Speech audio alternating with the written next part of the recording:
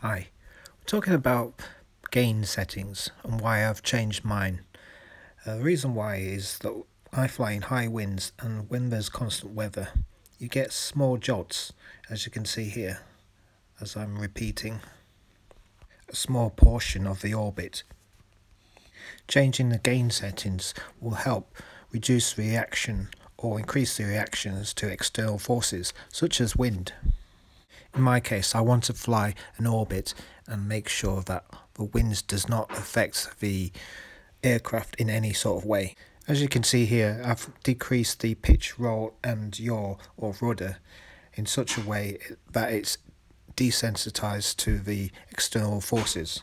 Testing my new gain settings in a 10-mile-an-hour wind environment, I can see the orbit is running much more smoothly and there's no jerkiness in the camera movement.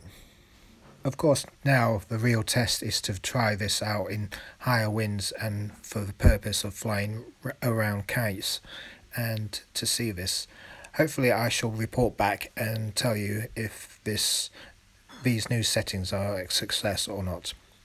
Please visit the Live Drone broadcast channel for some more hints and tips, and I'll see you again.